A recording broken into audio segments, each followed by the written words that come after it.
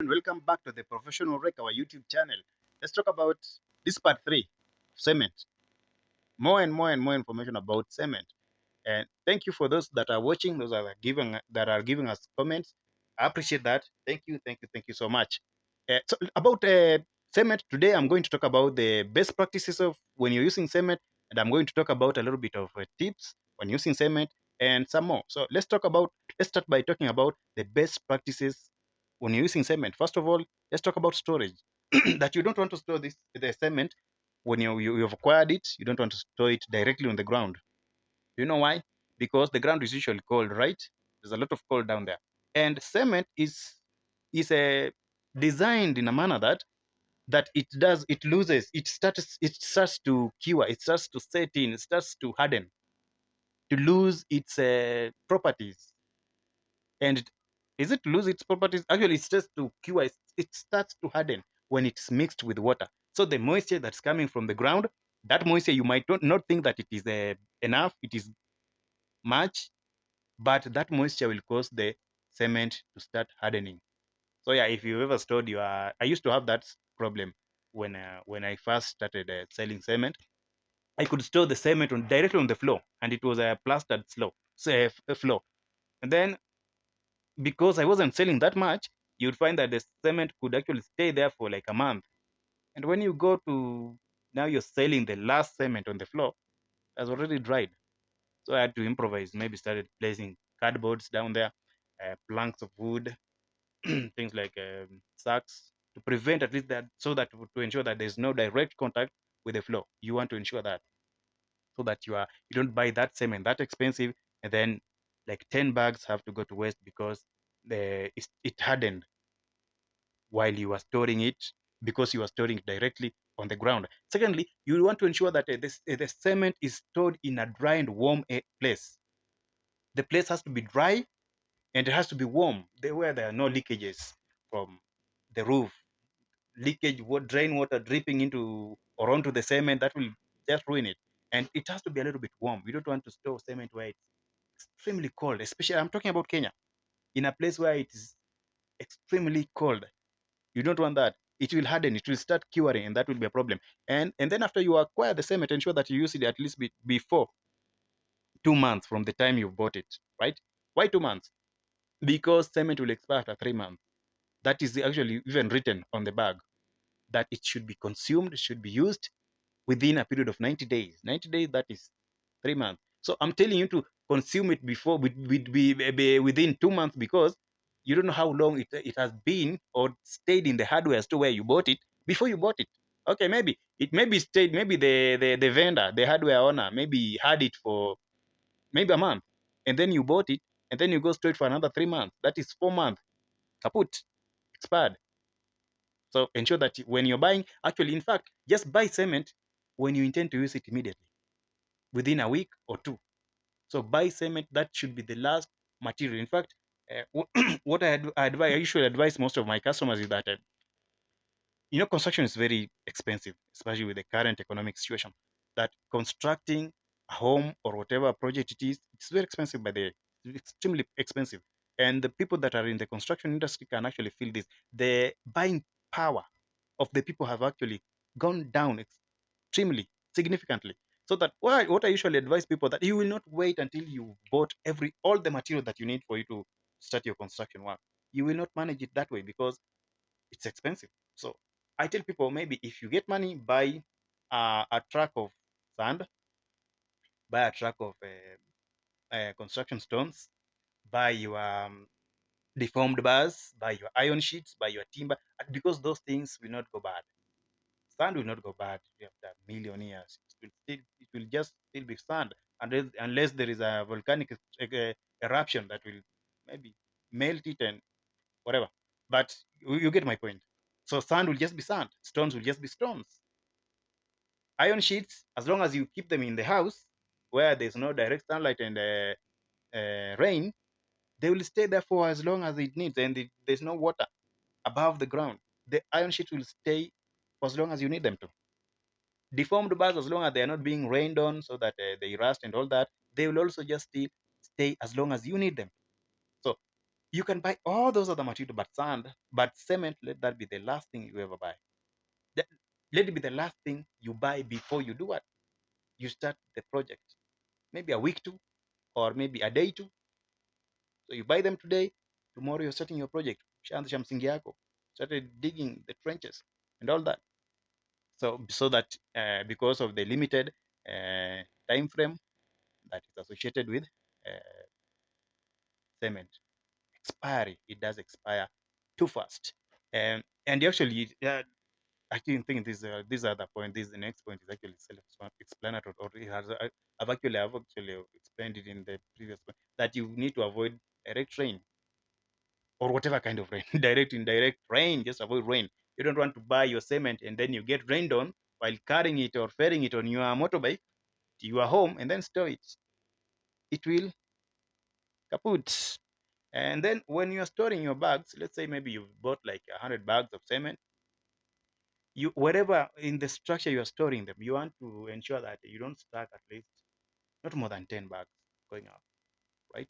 And then if you have space, maybe 5, that would be nice. uh, but if you don't have space, you can stack them going up, maybe up to 10, 15 bags. Actually, in our store we do like 15 bags. But the problem is that you want to ensure that the cement does not lean on the walls of the structure you're storing them. Cement can be very heavy. Get that? Cement can be very heavy. One bag is 50 kilograms, right? 10 bags, that's a half a ton. 15 bags, that is 3/4 of a ton. That's very heavy, I believe.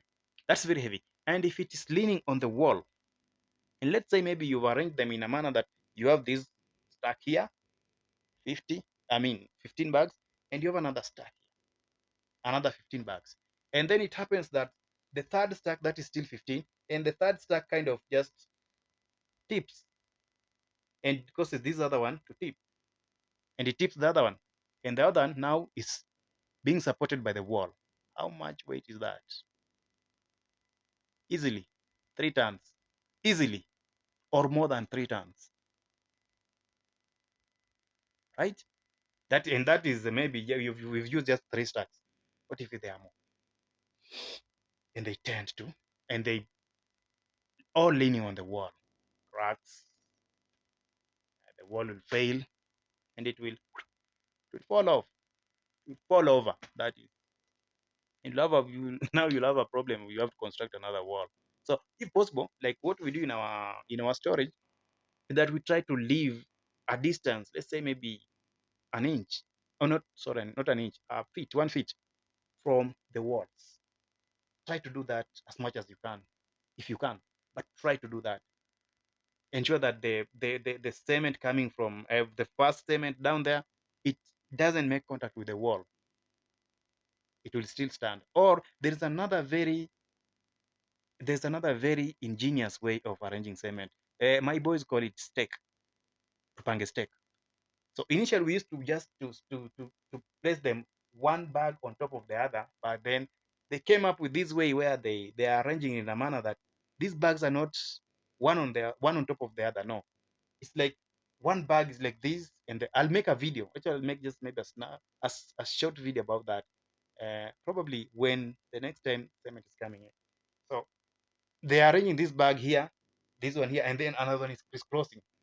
You see, so you have other bags facing this direction, and then the other one is facing this, and then the one on top of that is facing like, so it is, they're actually kind of interlocking. The bags are interlocking so that it's very hard for them to topple off. They cannot fall off. They cannot, like you see the example I told you where they are toppling and then they are pushing the last stack so that the last stack is now leaning on the wall. You don't have that because wamepanga stake. They call it stake. Whatever, I don't know how they came up with that word, but that is the word we use here. So if you are arranging it like that, you'll find that the wall, the stake itself, the whole stake will be stable, and you will not have that problem of toppling over. I'll make a video about that. So yeah, those are just the best practices when you're using cement. And then there is tips when using cement. Practices, tips, whatever. As long as you're getting my point. Let's talk about when using cement. First of all, you need to mix the cement with water, right? Clean water or dirty water?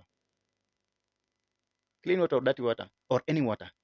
Like, yeah, there is a common saying here that says that that goes uh, that any kind of water can always put out fire, right? Maji chafu, maji safi, yote inazima moto. Dirty water, clean water, they all can extinguish fire, right? But is that the same case with the cement? Can you use just any kind of water? Nope. It's advisable that you use clean water.